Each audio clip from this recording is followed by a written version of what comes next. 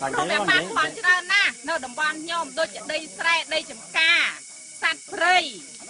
ធនធានធម្មជាតិច្រើនណាស់នៅតំបន់ខ្ញុំនេះបាទឥឡូវបងដឹងថាធនធានរបស់នឹងមានប៉ុន្មាននៅក្នុងបរិវេណរបស់បងហើយខ្ញុំអត់ដឹងច្បាស់ទេមានតែពួកបងទេដែលចង់តែសិក្សាដឹងច្បាស់ហើយបានពួកខ្ញុំចង់ចូលរួមជាមួយខ្ញុំឲ្យប្រខែ$3មកធ្វើការជាមួយខ្ញុំហើយតាមតែខ្ញុំដឹងណាបាទដូចខាងក្រុមហ៊ុនABC មកចូលមកសិក្សាពីដងរួចហើយអូជាងគេអត់មកជួយការមកជួយបំផ្លាញវិញបងហើយអត់ទាន់ឃើញចេញអីសោះស្រាប់តែនាំគ្រឿងចាក់ចូលទៅឲ្យបងចុះធ្វើការមួយខ្ញុំណាចុះសិក្សាមួយខ្ញុំមកបងនឹងដឹងហើយថាខ្ញុំសិក្សាពីបឋានមែនអត់អូខ្ញុំ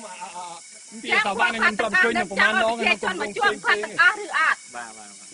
ហើយបើសិនតែពួកខ្ញុំទាំងអស់ឯកភាពថាមិនព្រមឲ្យសាងសង់គម្រោងរាជអគ្គិសនីមិនឲ្យសិក្សាតែពួកគាត់នឹងឈប់ឬក៏អត់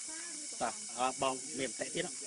ចានឹងឆ្លើយមកខ្ញុំសិនមកបើសិនខ្ញុំឆ្លើយមិនបានក៏របាយការណ៍ឲ្យមានទៅថ្នាក់លើខ្ញុំនេះក៏ឆ្លើយខ្ញុំឆ្លើយតែរួចខ្លួនរហូតទេ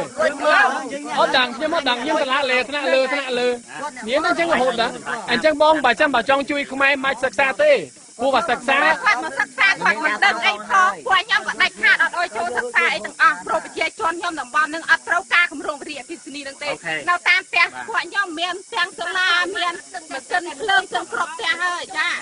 បើចង់អភិវឌ្ឍអីសូមឲ្យតែអភិវឌ្ឍនៅកន្លែងអេអត់គឺវាចាពួកខ្ញុំអត់ត្រូវការគម្រោងរាជអគ្គិសនីនឹងទេព្រោះវាប៉ះពាល់ច្រើនណាស់តាមតែខ្ញុំដឹងពួកបងនឹងដឹងច្បាស់ជាងពួកខ្ញុំទៅទៀត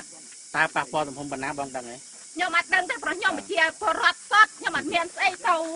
សិក្សាទេតែខ្ញុំមើលឃើញផ្ទាល់តែម្ដងខ្ញុំដឹងបាទទំហំប៉ុណ្ណាបងជួយប្រាប់តិចខ្ញុំអត់ប្រាប់បងទេខ្ញុំដឹងតែខ្ញុំអត់ប្រាប់ទេ